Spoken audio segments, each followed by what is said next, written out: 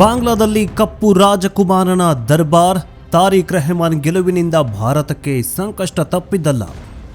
ನಮಸ್ಕಾರ ವೀಕ್ಷಕರೇ, ನಮ್ಮ ನೆರೆಯ ಬಾಂಗ್ಲಾದೇಶದಲ್ಲಿ ಈಗ ತಾನೇ ಒಂದು ಹೊಸ ಸೂರ್ಯೋದಯವಾಗಿದೆ. ಆದರೆ ಆ ಸೂರ್ಯೋದಯದ ಬೆಳಕು ಭಾರತಕ್ಕೆ ಹಿತಕರವಾಗಿರಲಿದೆಯಾ ಅಥವಾ ಸುಡುವ ಬಿಸಿಲಾಗಿ ಪರಿಣಮಿಸುತ್ತಾ ಅನ್ನೋದು ಈಗಿರೋ ಅತಿ ದೊಡ್ಡ ಪ್ರಶ್ನೆ. ಸುಮಾರು 18 ತಿಂಗಳುಗಳ ಕಾಲ ನಡೆದ ರಕ್ತಸಿಕ್ತ ಹೋರಾಟ, ಶೇಖ್ ಹಸೀನಾ ಅವರ ಪಲಾಯನ ಮತ್ತು ಅಸ್ಥಿರತೆಯ ಆತಂಕ, ಬಾಂಗ್ಲಾ ಹಿಂದೂಗಳ ನರಮೇಧ.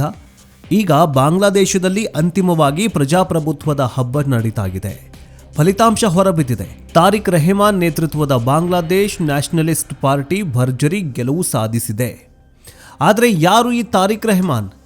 ಇವರನ್ನ ರಾಜಕೀಯ ವಿಶ್ಲೇಷಕರು ಯಾಕೆ ಡಾರ್ಕ್ ಪ್ರಿನ್ಸ್ ಅಥವಾ ಕಪ್ಪು ಕುಮಾರ ಅಂದರೆ ಕಪ್ಪು ರಾಜಕುಮಾರ ಅಂತ ಕರೀತಾ ಇದ್ದಾರೆ?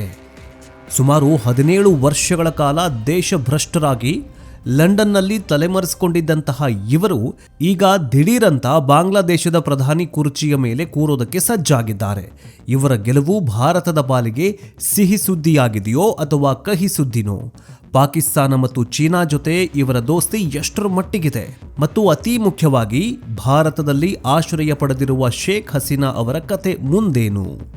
ಬನ್ನಿ ಇವತ್ತಿನ ಈ ಎಕ್ಸ್ಕ್ಲೂಸಿವ್ ಎಪಿಸೋಡ್ನಲ್ಲಿ ಬಾಂಗ್ಲಾದೇಶದ ಈ ಹೊಸ ಬದಲಾವಣೆ ಭಾರತದ ರಾಷ್ಟ್ರೀಯ ಭದ್ರತೆ, ಗಡಿ ಸಮಸ್ಯೆ ಮತ್ತು ಆರ್ಥಿಕತೆಯ ಮೇಲೆ ಬೀರಲಿರುವ ಪರಿಣಾಮಗಳನ್ನು ಎಳೆಯಾಗಿ ಬಿಚ್ಚಿಡ್ತೀವಿ. ಆದರೆ ಅದಕ್ಕಿಂತ ಮುಂಚೆ ಬಾಂಗ್ಲಾದೇಶದಲ್ಲಿ ಯಾರೇ ಏನೇ ಬಂದರೂ ಭಾರತದಲ್ಲಿ ಅಕ್ರಮವಾಗಿ ಜೀವನ ಕಟ್ಕೊಂಡಿರುವ ಈ ಬಾಂಗ್ಲಾದೇಶಿಗರನ್ನ ಒದ್ದು ಹೊರಗೆ ಹಾಕಬೇಕೋ ಹಾಕಬಾರದು? ಮೊದಲು ಈ ಯೋಗಿ ಆದಿತ್ಯನಾಥ್ ಅವರು ಎಂಥ ಕಠಿಣ ನಿರ್ಧಾರ ತಗೊಂಡ್ರಲ್ಲ. ಫಸ್ಟು ಉತ್ತರ ಪ್ರದೇಶದಿಂದ ಲಕ್ಷಾಂತರ ಬಾಂಗ್ಲಾದೇಶಿಗಳನ್ನು ಗಡಿಪಾರು ಮಾಡಿ ತಮ್ಮ ದೇಶಗಳಿಗೆ ಬಿಟ್ಟು ಬಂದಿದ್ದಾರಂತೆ. ಹಾಗೆ ಇಡೀ ಕರ್ನಾಟಕ ಸೇರಿದಂತೆ ಎಲ್ಲ ರಾಜ್ಯದಲ್ಲಿರುವಂತಹ ಬಾಂಗ್ಲಾದೇಶಿಗರನ್ನ, ಈ ಅಕ್ರಮ ಬಾಂಗ್ಲಾದೇಶಿಗರನ್ನ ಹೊಡೆದು ಹಾಕಬೇಕಾ? ಕಮೆಂಟ್ ಮೂಲಕ ತಿಳಿಸಿ. ಜೊತೆಗೆ ಬಾಂಗ್ಲಾದೇಶದ ಬಗ್ಗೆ ನಿಮ್ಮ ಅನಿಸಿಕೆ ಏನು? ಬಾಂಗ್ಲಾದೇಶ ರಿಪೇರಿ ಆಗತ್ತಾ ಇಲ್ವಾ? ಕಮೆಂಟ್ ಬಾಕ್ಸ್ನಲ್ಲಿ ತಿಳಿಸಿ. ಬನ್ನಿ ವಿಡಿಯೋವನ್ನು ಶುರು ಮಾಡೋಣ. ವೀಕ್ಷಕರೇ, ನಾವು ಮೊದಲಿಗೆ ಈ ತಾರಿಕ್ ರೆಹಮಾನ್ ಅವರ ಹಿನ್ನೆಲೆಯನ್ನು ಅರ್ಥ ಮಾಡ್ಕೊಳ್ಬೇಕು. ಈತನನ್ನ ಡಾರ್ಕ್ ಪ್ರಿನ್ಸ್ ಅಂತ ಕರೀತಾರೆ. ಸಾಮಾನ್ಯ ವ್ಯಕ್ತಿಯಲ್ಲ ಈತ. ಬಾಂಗ್ಲಾದೇಶದ ಅತ್ಯಂತ ಪ್ರಭಾವಿ ರಾಜಕಾರಣಿಯ ಕುಟುಂಬದಿಂದ ಬಂದಂತಹ ವಂಶದ ಕುಡಿ ಇದು. ಮಾಜಿ ಅಧ್ಯಕ್ಷ ಜಿಯಾವುರ್ ರೆಹಮಾನ್ ಮತ್ತು ಮಾಜಿ ಪ್ರಧಾನಿ ಖಲೀದಾ ಜಿಯಾ ಅವರ ಮಗ. ರಾಜಕೀಯ ರಕ್ತದಲ್ಲೇ ಬಂದಿದೆ. ಆದರೆ ಅವರ ರಾಜಕೀಯ ಹಾದಿ ಹೂವಿನ ಹಾಸಿಗೆಯಾಗಿರಲಿಲ್ಲ. 2000 ದಶಕದಲ್ಲಿ ಇವರ ಮೇಲೆ ಸಾಲು ಭ್ರಷ್ಟಾಚಾರದ ಆರೋಪಗಳು ಕೇಳಿ ಬರುತ್ತವೆ. ಅಕ್ರಮ ಹಣ ವರ್ಗಾವಣೆ, ಅಧಿಕಾರ ದುರ್ಬಳಕೆ, ಹೀಗೆ ಪಟ್ಟಿ ಬೆಳಿತಾನೆ ಹೋಗುತ್ತೆ. ಅದಕ್ಕೆ ಅವರನ್ನ ವಿರೋಧಿಗಳು ಮತ್ತು ಮಾಧ್ಯಮಗಳು ಡಾರ್ಕ್ ಪ್ರಿನ್ಸ್ ಅಂತ ಕರೆಯೋದಕ್ಕೆ ಶುರು ಮಾಡಿದ್ರು. 2008ರಲ್ಲಿ ಇವರು ದೇಶ ಬಿಟ್ಟು ಹೋದ್ರು. ಲಂಡನ್ನಲ್ಲಿ ಕೂತು ರಿಮೋಟ್ ಕಂಟ್ರೋಲ್ ಮೂಲಕ ಪಾರ್ಟಿ ನಡೆಸಿದ್ರು. ಯಾರೂ ಅಂದುಕೊಂಡಿರಲಿಲ್ಲ ಇವರು ಮತ್ತೆ ವಾಪಸ್ ಬರ್ತಾರಂತ.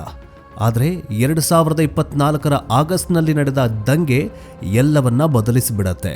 2025ರ ಡಿಸೆಂಬರ್ 25ರಂದು ಅಂದರೆ ಚುನಾವಣೆಗೂ ಕೇವಲ 2 ತಿಂಗಳು ಬಾಕಿ ಇರುವಾಗ ಇವರು ಬಾಂಗ್ಲಾದೇಶಕ್ಕೆ ಕಾಲಿಡ್ತಾರೆ. ಅಲ್ಲಿ ಸೇರಿದ್ದ ಜನಸಾಗರ ನೋಡಿ ಇಡೀ ಜಗತ್ತೇ ದಂಗಾಗಿತ್ತು. ಇಲ್ಲಿ ಗಮನಿಸಬೇಕಾದದ್ದು ತಾರಿಕ್ ಅವರ ಬದಲಾವಣೆ. ಹಿಂದೆ ಉದ್ವೇಗದಿಂದ ಮಾತನಾಡ್ತಾ ಇದ್ದ ತಾರಿಕ್ ಈ ಬಾರಿ ಶಾಂತವಾಗಿದ್ದ. ನನ್ನ ಹತ್ತಿರ ಬಾಂಗ್ಲಾದೇಶಕ್ಕೆ ಒಂದು ವಿಷನ್ ಇದೆ, ಪ್ಲಾನ್ ಇದೆ ಅಂತ ಜನರ ಮನಸ್ಸನ್ನು ಗೆದ್ದಿದ್ದ. ಆದರೆ ಈ ಶಾಂತಿಯ ಮುಖವಾಡದ ಹಿಂದೆ ಹಳೆಯ ಸೇಡಿನ ಕಥೆ ಇದೆಯಾ ಅನ್ನೋದೇ ಭಾರತದ ಚಿಂತೆಯಾಗಿದೆ. BNP ಗೆದ್ದ ತಕ್ಷಣ ನಮ್ಮ ಪ್ರಧಾನಿ ನರೇಂದ್ರ ಮೋದಿ ಅವರು ಟ್ವೀಟ್ ಮಾಡಿ ಶುಭಾಶಯ ತಿಳಿಸಿದ್ರು. ಹೃದಯಪೂರ್ವಕ ಅಭಿನಂದನೆಗಳು, ನಿಮ್ಮ ಜೊತೆ ಕೆಲಸ ಮಾಡೋದಕ್ಕೆ ಎದುರು ನೋಡ್ತಾ ಇದ್ದೀವಿ ಅಂತ ಹೇಳಿದ್ರು. ಮೇಲ್ನೋಟಕ್ಕೆ ಇದು ಒಂದು ಸಾಮಾನ್ಯ ಶುಭಾಶಯದಂತೆ ಕಾಣಬಹುದು. ಆದರೆ ಡಿಪ್ಲೊಮ್ಯಾಸಿ ಭಾಷೆಯಲ್ಲಿ ಇದಕ್ಕೆ ಆಳವಾದ ಅರ್ಥನೇ ಇದೆ. ಭಾರತ ಯಾಕೆ ತಾರಿಕ್ ರೆಹಮಾನ್ ಅವರನ್ನ ಸ್ವಾಗತಿಸ್ತು? ಆತನ ಗೆಲುವನ್ನ ಯಾಕೆ ಒಪ್ಕೊಳ್ತು? ಅನಿವಾರ್ಯತೆ. ಶೇಖ್ ಹಸೀನಾ ಅವರ ಅವಾಮಿ ಲೀಗ್ ಪಕ್ಷ ಬ್ಯಾನ್ ಆಗತ್ತೆ. ಭಾರತದ ಮುಂದೆ ಇದ್ದದ್ದು 2 ಆಯ್ಕೆ. ಒಂದು BNP ಪಕ್ಷ, ಇನ್ನೊಂದು ಜಮಾತ್ ಎ ಇಸ್ಲಾಮಿ ಒಂದು ಉಗ್ರಗಾಮಿ ಮನಸ್ಥಿತಿಯ ಪಕ್ಷ. ಇದು ಅಧಿಕಾರಕ್ಕೆ ಬಂದರೆ ಬಾಂಗ್ಲಾದೇಶ ಇನ್ನೊಂದು ಪಾಕಿಸ್ತಾನ ಆಗೋದ್ರಲ್ಲಿ ಡೌಟೇ ಇರಲಿಲ್ಲ. ಅದಕ್ಕೆ ಹೋಲಿಸಿದ್ರೆ BNP ಪರವಾಗಿಲ್ಲ ಅನ್ನೋದು ಭಾರತದ ಲೆಕ್ಕಾಚಾರ. ಇನ್ನು ಭದ್ರತೆ. 18 ತಿಂಗಳುಗಳಿಂದ ಬಾಂಗ್ಲಾದೇಶ ಅಸ್ಥಿರವಾಗಿತ್ತು. ಹಿಂದೂಗಳ ನರಮೇಧ ನಡೀತಾ ಇತ್ತು. ಈಗಲಾದರೂ ಒಂದು ಸ್ಥಿರ ಸರ್ಕಾರ ಬಂದರೆ ಹಿಂಸಾಚಾರ ನಿಲ್ಲಬಹುದು ಅನ್ನೋ ನಿರೀಕ್ಷೆ ಭಾರತದ್ದಾಗಿದೆ. ಹಾಗಾಗಿ ಮೋದಿಯವರ ಸಂದೇಶದಲ್ಲಿ ನಾವು ಹಳೆಯದನ್ನ ಮರೆಯೋಣ, ಹೊಸದಾಗಿ ಸಂಬಂಧ ಶುರು ಮಾಡೋಣ ಅನ್ನೋ ಆಫರ್ ಇದೆ. ಈಗ ಅಸಲಿಗೆ ವಿಷಯಕ್ಕೆ ಬರೋದಾದರೆ, BNP ಸರ್ಕಾರದಿಂದ ಭಾರತಕ್ಕೆ ಆಗುವಂತಹ ಲಾಭ ನಷ್ಟಗಳಿಗೇನು? ಅವರೇನು $1 ಟ್ರಿಲಿಯನ್ ವ್ಯಾಪಾರ ಮಾಡ್ತಾರಾ? ಇಲ್ಲ. ಯಾರು? ಬಾಂಗ್ಲಾದೇಶದವರಿಂದ ನಮ್ಮ ಭಾರತದ ಆರ್ಥಿಕತೆಗೆ ಒಂಚೂರು ಎಳ್ಳು ಕಾಳಷ್ಟು, ಗುಲಗಂಜಿಯಷ್ಟು ಯಾವುದೇ ಲಾಭ ಇಲ್ಲ. ಅಂದರೆ ವ್ಯಾಪಾರ ವಹಿವಾಟಿನಲ್ಲಿ ಭಾರತ ಏನು ಹೇಳತ್ತಂತಂದರೆ, ಬರೀ ಬಾಂಗ್ಲಾದೇಶಕ್ಕಷ್ಟೇ ಇಲ್ಲ, ಅಕ್ಕಪಕ್ಕದಲ್ಲಿರೋ ಈ ಪಾಕಿಸ್ತಾನ, ನರರಾಷ್ಟ್ರ ಪಾಕಿಸ್ತಾನ ಆಗಿರಬಹುದು, ಈ ಶ್ರೀಲಂಕಾ ಆಗಿರಬಹುದು, ಅಥವಾ ಈ ಬಾಂಗ್ಲಾದೇಶ ಆಗಿರಬಹುದು, ಭಾರತ ಹೇಳೋದಷ್ಟೇ, ನಿಮ್ಮ ರಾಷ್ಟ್ರಗಳಲ್ಲಿ ನೀವು ಚೆನ್ನಾಗಿರಿ, ನಿಮ್ಮ ಪ್ರಜೆಗಳನ್ನು ಚೆನ್ನಾಗಿಟ್ಕೊಳ್ಳಿ, ನೀವು ಅಭಿವೃದ್ಧಿಯಾಗಿ ಬೇರೆಯವರಿಗೂ ಅಭಿವೃದ್ಧಿಯಾಗೋಕೆ ಬಿಡಿ. ಅಕ್ಕಪಕ್ಕದ ರಾಷ್ಟ್ರಗಳು ಚೆನ್ನಾಗಿದ್ದರೆ ನಾವು ಚೆನ್ನಾಗಿರ್ತೀವಿ, ನೀವು ಚೆನ್ನಾಗಿರ್ತೀರ. ಕಲೀರಿ. ಈ ಪಾಶ್ಚಿಮಾತ್ಯ ರಾಷ್ಟ್ರಗಳಲ್ಲಿ, ಈ UAE ಅಥವಾ ಈ ಯುರೋಪ್ ಕಂಟ್ರಿಗಳಲ್ಲಿ ಅಕ್ಕಪಕ್ಕದವರು ಬೆಳೀತಾರೆ, ತಾವು ಬೆಳೀತಾರೆ. ಹಂಗಿರೋಣ ಅಂತ ಭಾರತ ಪ್ರಯತ್ನ ಪಡ್ತಾಗಿದೆ. ಆದರೆ ಇವ್ರಿಗೆ ಹಂಗೆ ಬೇಡವಾಗಿದಲ್ಲ. ಯಾರಿಗೆ? ಪಾಕಿಸ್ತಾನ, ಬಾಂಗ್ಲಾದೇಶ, ಶ್ರೀಲಂಕಾದವರಿಗೆ. ಇಷ್ಟೇ ಅವರಿಂದ ಬಯಸ್ತಾ ಇರೋದು ಶಾಂತಿ ಮಾತ್ರ. ಆದರೆ ಅವರಿಗೆ ಅದೇ ಬೇಡವಾಗಿದೆಯಲ್ಲ. ಹೀಗಾಗಿ ಈಗ ಭಾರತ ಮತ್ತು ಬಾಂಗ್ಲಾದೇಶದ ನಡುವೆ ಗಡಿ ಮತ್ತು ಭದ್ರತೆಯ ಸಮಸ್ಯೆ.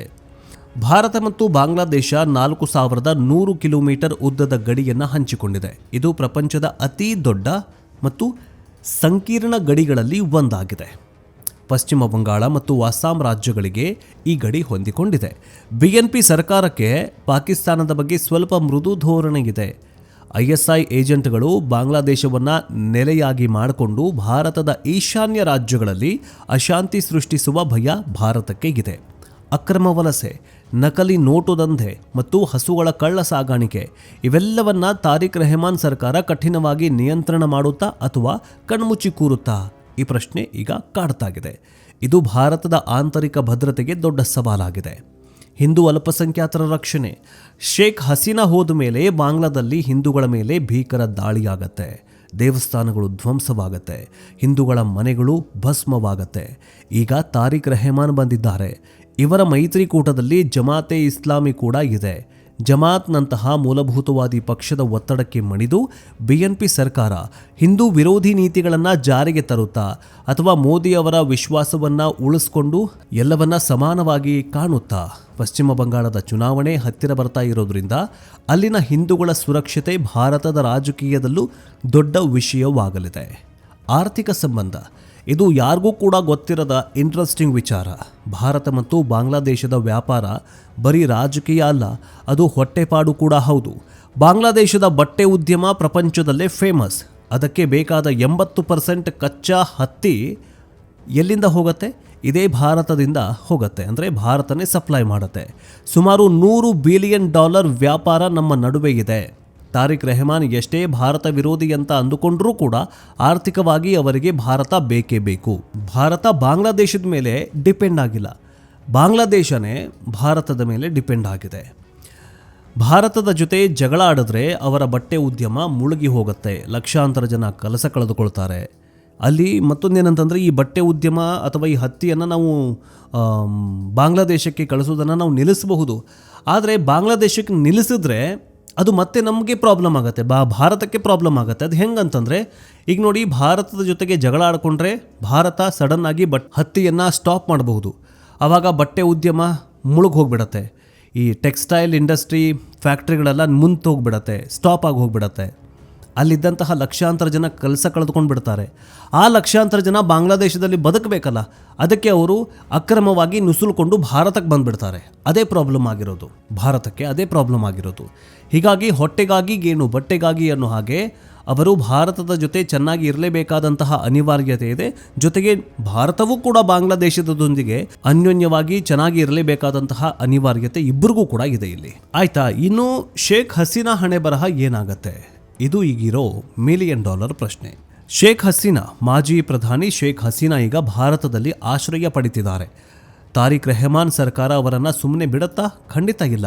ಅವರು ಈಗಾಗಲೇ ಹೇಳಿದ್ದಾರೆ, ಹಸೀನಾ ಅವರನ್ನ ಬಾಂಗ್ಲಾದೇಶಕ್ಕೆ ಕರೆತಂದು ಶಿಕ್ಷಿಸ್ತೀವಿ ಅಂತ ಹೇಳಿದ್ದಾರೆ.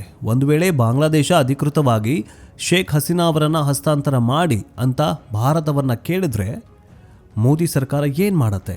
ಕೊಟ್ಟರೆ ನಂಬಿದವರಿಗೆ ದ್ರೋಹ ಮಾಡಿದ ಹಾಗಾಗತ್ತೆ, ಕೊಡದಿದ್ದರೆ ಬಾಂಗ್ಲಾದೇಶದ ಹೊಸ ಸರ್ಕಾರದ ಜೊತೆ ಸಂಬಂಧ ಹಳಸೋಗ್ಬಿಡತ್ತೆ. ಇದು ಭಾರತಕ್ಕೆ ಮುಂದೆ ಹೋದರೆ ಹಳ್ಳ, ಹಿಂದೆ ಬಂದರೆ ಕೊಳ್ಳ ಅನ್ನೋ ಪರಿಸ್ಥಿತಿ. ಇನ್ನು ಚೀನಾ ಮತ್ತು ಪಾಕಿಸ್ತಾನದ ಆಟ ಈಗ ಶುರುವಾಗತ್ತೆ. BNP ಗೆಲುವಿನಿಂದ ಪಾಕಿಸ್ತಾನ ಫುಲ್ ಆಕ್ಟಿವ್ ಆಗಿದೆ, ಚೀನಾ ಕೂಡ ಲಡ್ಡು ತಿಂತಾಗಿದೆ. ಯಾಕಂದರೆ ಶೇಖ್ ಹಸೀನಾ ಭಾರತದ ಪರವಾಗಿದ್ದರು. ಈಗ ತಾರಿಕ್ ರೆಹಮಾನ್ ಅವರನ್ನು ತಮ್ಮ ಕಡೆಗೆ ಸೆಳ್ಕೊಂಡ್ರೆ ಚೀನಾ ಹಣದ ಆಮಿಷ ಒಡ್ಡಬಹುದು. ಬಾಂಗ್ಲಾದೇಶದಲ್ಲಿ ಚೀನಾ ಈಗಾಗಲೇ ಬಿಲಿಯನ್ ಗಟ್ಟಲೆ ಹೂಡಿಕೆ ಮಾಡಿದೆ. ತಾರಿಕ್ ರೆಹಮಾನ್ ಇಂಡಿಯಾ ಔಟ್ ಕ್ಯಾಂಪೇನ್ ಬಗ್ಗೆ ಬೆಂಬಲ ಕೊಡ್ತಾರಾ ಅಥವಾ ಭಾರತದ ಜೊತೆ ಸಮತೋಲನ ಕಾಯ್ದುಕೊಳ್ತಾರಾ? ವಿಶ್ಲೇಷಕರ ಪ್ರಕಾರ ತಾರಿಕ್ ರೆಹಮಾನ್ ತುಂಬ ಸ್ಮಾರ್ಟ್. ಅವ್ರಿಗೆ ಗೊತ್ತು ಚೀನಾದ ಸಾಲದ ಬಲೆಗೆ ಬಿದ್ದರೆ ದೇಶ ಏನಾಗತ್ತೆ ಅಂತ. ಉದಾಹರಣೆಗೆ ಶ್ರೀಲಂಕಾ ಕಣ್ಮುಂದೆ ಇದೆ. ಹೀಗಾಗಿ ಅವರು ಭಾರತವನ್ನು ಸಂಪೂರ್ಣವಾಗಿ ಎದುರು ಹಾಕಿಕೊಳ್ಳುವ ಸಾಹಸ ಮಾಡೋದಿಲ್ಲ. ಯಾಕಂತಂದರೆ ಚೀನಾ ಭಾರತವನ್ನು ಎದುರು ಹಾಕ್ಕೊಂಡ್ರೆ ಪಕ್ಕ ಹೊಟ್ಟೆಗೆ ಹಿಟ್ಟಿಲ್ಲದೆ ಸಾಯೋದು ಪಕ್ಕ. ಚೀನಾವನ್ನು ನಾವು ಎದುರು ಹಾಕ್ಕೊಂಡ್ರೆ ಪಕ್ಕ ಅದು ಒಂಥರ ಈ ಸಾಲ ಕೊಟ್ಟು ಮೋಸ ಮಾಡೋದಂತೀವಲ್ಲ ಆ ಥರ. ಭಾರತವನ್ನೇ ನಂಬೋದು ಅಂತ ಒಂದು ಮಾತಿಗೆಲ್ಲೋ ಒಂದು ಕಡೆ ಅನ್ನಿಸ್ತಾ ಇದೆ. ಒಟ್ಟಾರೆಯಾಗಿ ಹೇಳೋದಾದರೆ ಬಾಂಗ್ಲಾದೇಶದಲ್ಲಿ BNP ಅಧಿಕಾರಕ್ಕೆ ಬಂದಿರುವುದು ಭಾರತಕ್ಕೆ ಒಂದು ಎಚ್ಚರಿಕೆಯ ಕರೆಗಂಟೆ. ಇದು ಶೇಖ್ ಹಸೀನಾ ಅವರ ಕಾಲದ ಗೋಲ್ಡನ್ ಪೀರಿಯಡ್ ಅಲ್ಲ ಅನ್ನೋದು ಸತ್ಯ. ಆದರೆ ಹಾಗಂತ ಇದು ಸಂಪೂರ್ಣವಾಗಿ ಕತ್ತಲ ಯುಗವೂ ಅಲ್ಲ.